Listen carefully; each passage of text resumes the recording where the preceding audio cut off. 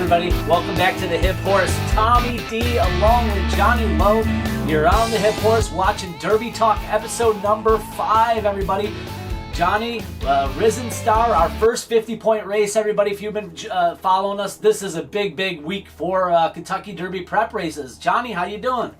Doing well, and like you said, 50-pointer here. I think the way things are going and the horses that aren't getting points as they're winning, this race could turn out to produce 2 horses in the Derby. I think if you get at least 20 points, you've got a really good shot at being in. So it's 50 to the winner, 20 to the second, 10 points to third, and 5 points to fourth.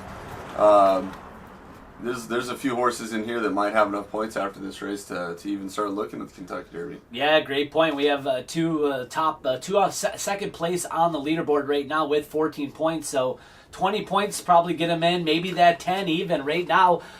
First 50-point race, Grade 2, Risen Star from the Fairgrounds.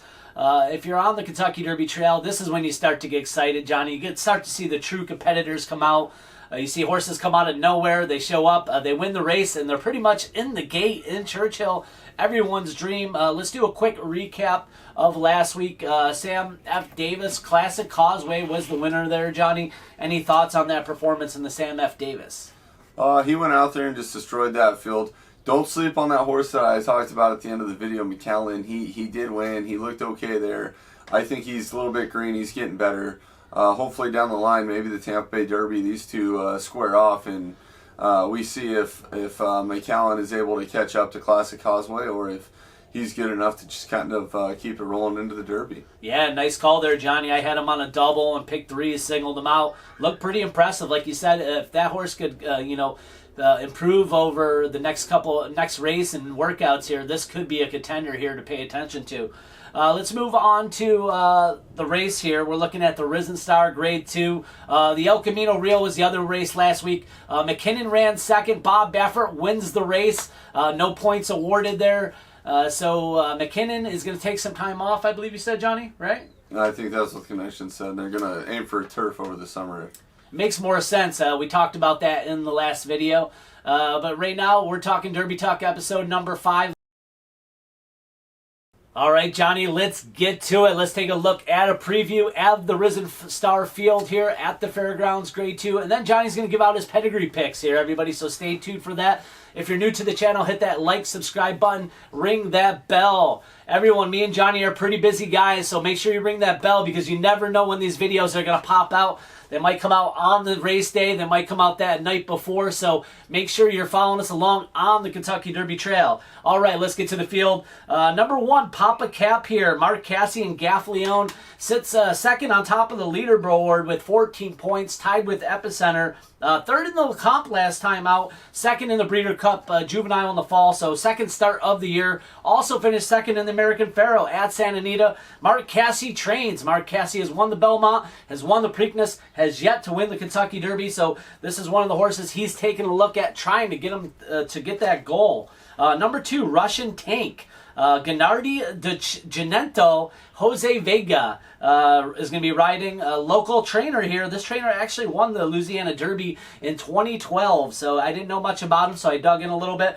This horse broke its maiden at Fairgrounds in November on its 6th try. Last time finished 6th in an allowance optional claiming. Going to be doing a big step up in class here. Number 2, Russian Tank. Number 3, Trafalgar, Alstall Jr. and Kobe Hernandez. 4th in the comp last time at the Fairgrounds. Before that, won an optional allowance claiming and a maiden special weight. Nice consistent works coming in. That's number 3, Trafalgar. Number 4, Tawny Port here. Brad Cox and Florent Giroux pair up here. The owner's Peachtree Stable. Nice outlet there. 2 for 2. Both wins coming over Turfway Park track. Johnny here been local for 4 workouts, so has got over the Fairgrounds track. Son of the Pioneer of the Nile. That's number 4, Tawny Port. Number 5, Epicenter. Steve Asmussen and Joel Rosario. This bay colt second in the Lecomte. Last out going 1 mile and a 16th at the Fairgrounds. Won the Gun Runner at the Fairgrounds. Broke its maiden at Churchill Downs. Steve Asmussen, all-time leading trainer in North America has yet to win a Kentucky Derby.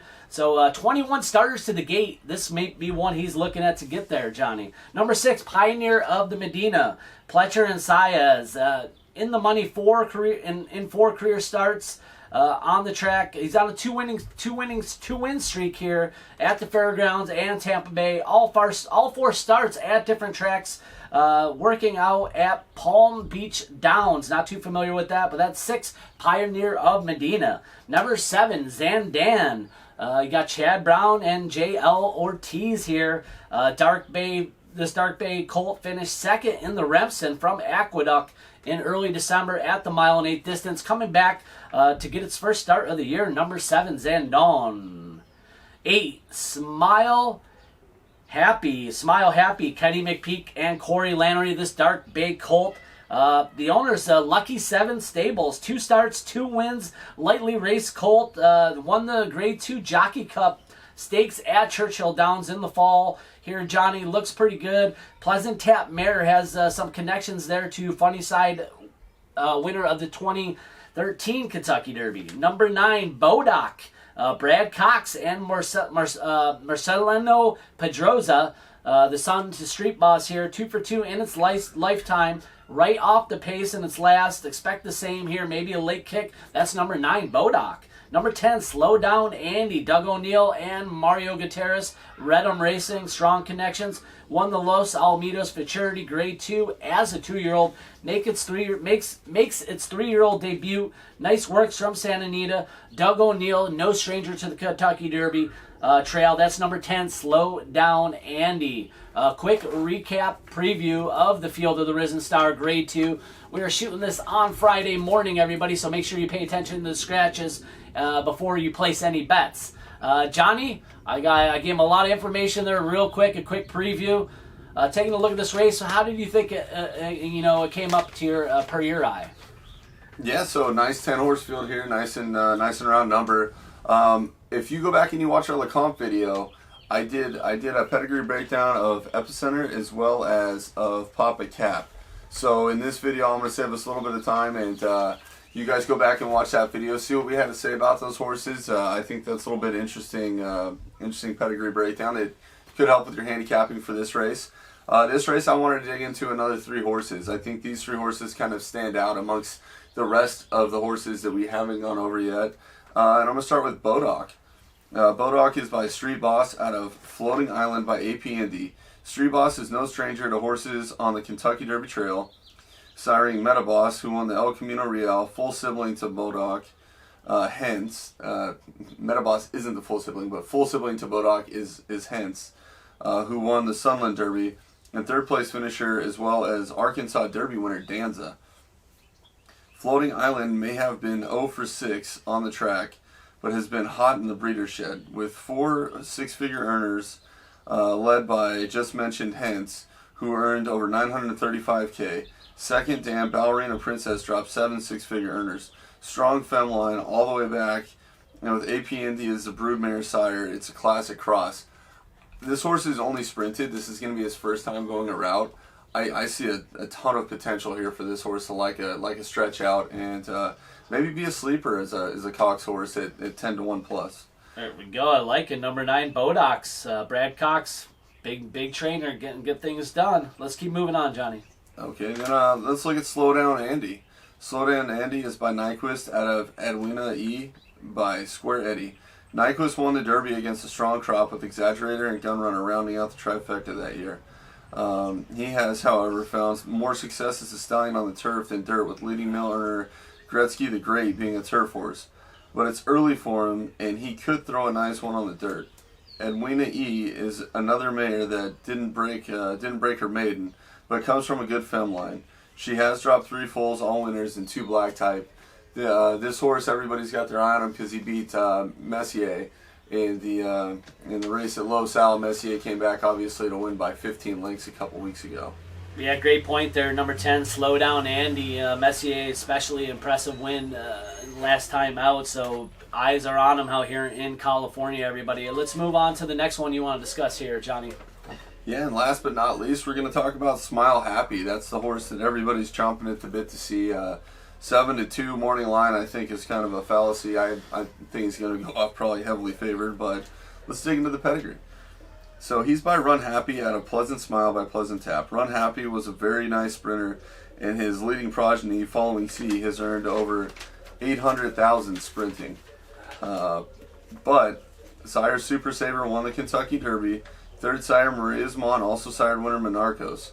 So on that top line of the pedigree, there is a little bit of hope that he might be able to throw some horses that stretch out. Pleasant Smile gets a nice stamina boost with Pleasant Tap in the Rebo line on top, but with no black type mares on the entire fem line and not much of anything dropped in the last 50 years with success on the track. There's a lot of dependence on the sires on the bottom half of the pedigree to keep this horse stretching out. He could be a freak. He might be an outlier.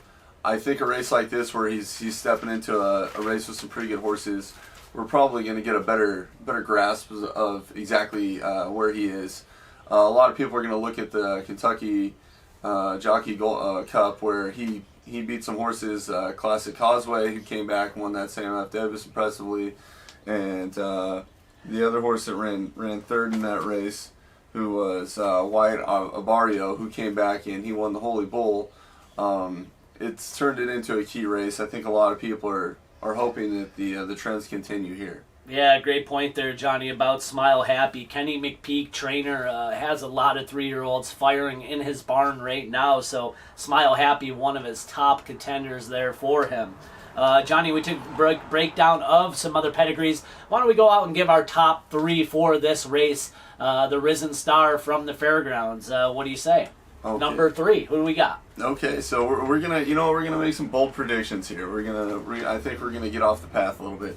I'm gonna put Bodock as for number 3. I don't see why the horse isn't gonna want to stretch out, and I know it's a very tough assignment for him, first time stretching out. But for Cox to put him in this race, he must have some faith in this horse. Yeah, Brad Cox, top trainer there on the East Coast, actually all over the U.S., but getting it done. Definitely some the street boss can get it done. That's number 3. Let's move on to number 2. Who do we got number 2, Johnny? So number 2, Marquez is putting Gaff Leone aboard Papa Cap.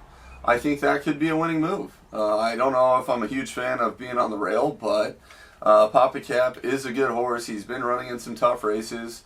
And I think the horse can move up right here. Yeah, I mean, class is there. Second in the Breeders' Cup Juvenile, third in the LeComp last time, second start of the year. So for this 3-year-old to get ready to go, Papa Cap, Marquez trying to get that Triple Crown series there with the win, Belmont, Preakness, and the Derby. Needs to get in the gate, though.